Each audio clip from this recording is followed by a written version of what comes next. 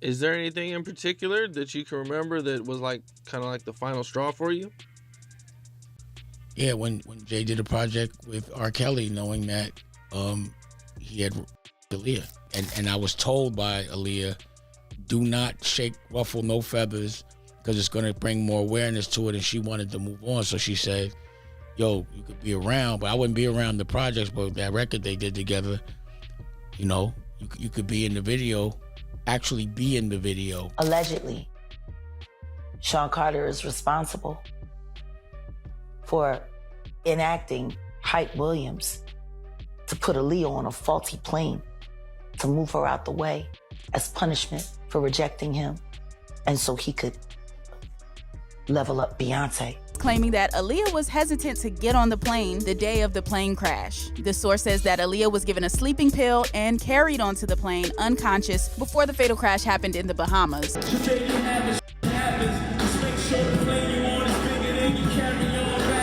Among the mourners joining Aaliyah's grief-stricken parents, her aunt Gladys Knight, Aaliyah's boyfriend Damon Dash, fellow hip-hop honcho Sean Puffy Combs, R&B singers Usher, Maya, and Monica, hip-hop artist Jay-Z, Busta Rhymes. Dame Dash has reportedly sat down with the feds to get them to look into Aaliyah's relationship with Jay-Z and those long-standing rumors that Jay was somehow involved in Aaliyah's tragic death. According to insiders, Dash revealed that Aaliyah had expressed deep concerns about Jay-Z's behavior and intentions in the weeks leading up to her untimely passing. Aaliyah allegedly confided in Dash that she felt uncomfortable around Jay because he kept putting pressure on her after she already rejected his advances. And then there's the whole R. Kelly connection. Seeing how Jay-Z continued working with R. Kelly even after he found out what R. Kelly did to Aaliyah was the final straw for Dame, and he cut ties with Jay for good. But the rabbit hole goes even deeper, and there are allegations of a massive industry cover-up, with sources claiming that Jay-Z paid off witnesses and had them sign NDAs to keep quiet about what really happened to Aaliyah. And some people are also calling out Dame and saying he's trying to make himself look innocent in all this when he too failed to protect Aaliyah. And he appeared in a music video with R. Kelly 3 years after she passed. Honestly, it's starting to look like all these men were sniffing around Aaliyah and none of them cared enough about her well-being, including her own family. There's a lot to unpack here, guys, so let's just get into it.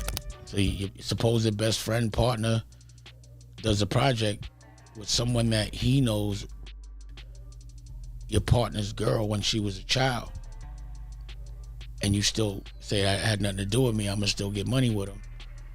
You know, that one that was a wake-up call for real. It's hard to believe that it's been over 20 years since Aaliyah's tragic death. It's really heartbreaking to imagine how much of an icon she would have been if she were still here today. Her talent was incredible, and if she were still around, she'd probably be your favorite artist. On August 25th, 2001, Aaliyah lost her life in a plane crash at just 22 years old while traveling in the Bahamas. The official story says the plane was overloaded, which caused the crash, but many fans have doubts about that explanation because there are so many inconsistencies. And recently, new evidence has come out that suggests her death might not have been the accident it was reported to be. To give you some background, just 3 days before her death, Aaliyah flew to Miami to film her music video for Rock the Boat, directed by Hype Williams. Everything was going smoothly until Hype decided to move the shoot to the Bahamas and insisted they leave right away. Aaliyah was nervous about flying since she usually traveled with her mom or brother, but Hype convinced her it was urgent. On August 23rd, Aaliyah and some Virgin Records staff boarded a sketchy-looking plane, and according to Dame Dash, Aaliyah felt uneasy as soon as she saw it. When she actually saw the plane, she, we had the Blackberries, and she said, I don't like this plane. And I was like, well, don't get on it. And she was like, well, I got to because I got work to do. She got on the plane, and she always had a very serious fear of planes in general. So she had to overcome a fear to get on that plane. But here's where things get even more disturbing. Dame also revealed that Lenny Kravitz, who has family in the Bahamas, actually offered Aaliyah his private jet, but Hype Williams came in and took it from her. But what I was really more tight about was that I had heard that Lenny Kravitz had offered her a jet and that Hype had took the jet. So that's what really pissed me off about the situation when I heard about that. So you could ask Hype about that. That's what I said. Have you ever talked to Hype about it? Yeah. And how did that conversation go? Ask him. But I also am asking you. Yeah, but ask him.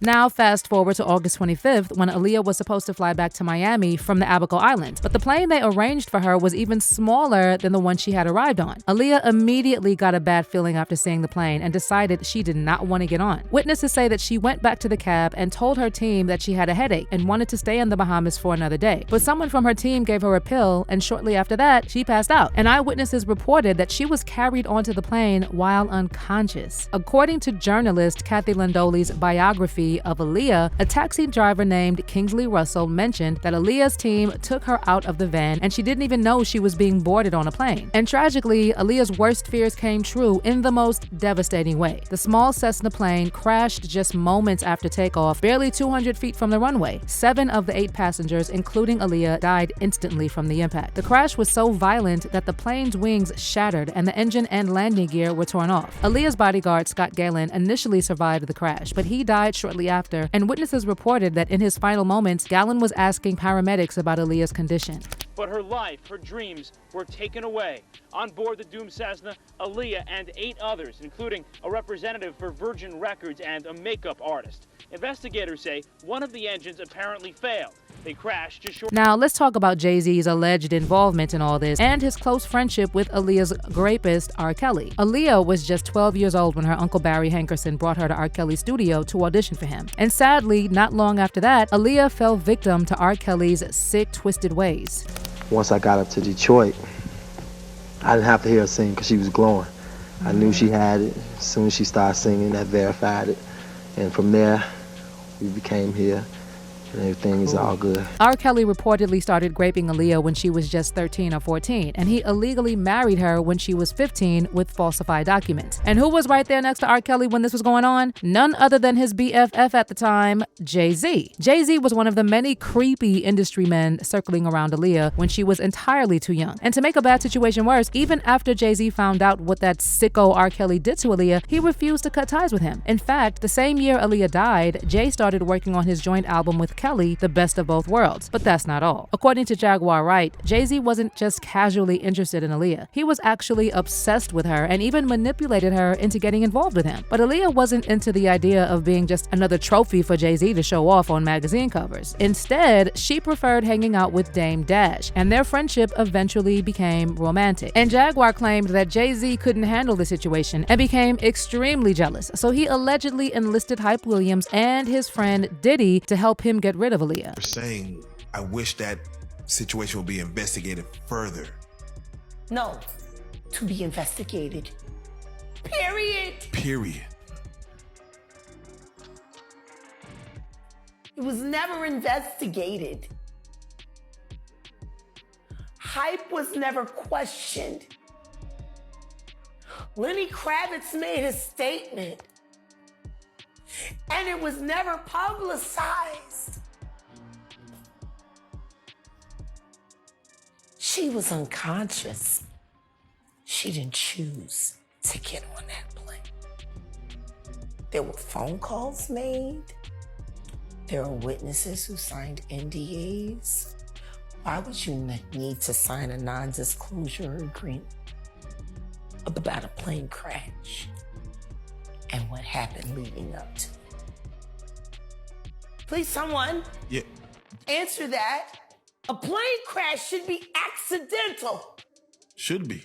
Why would any testimony about what happened leading up to it need to be covered under a non-disclosure agreement if there wasn't foul play? There were over 25 non-disclosure agreements cashed out regarding the death of that beautiful girl and every other human being that died on that plane with her. And Diddy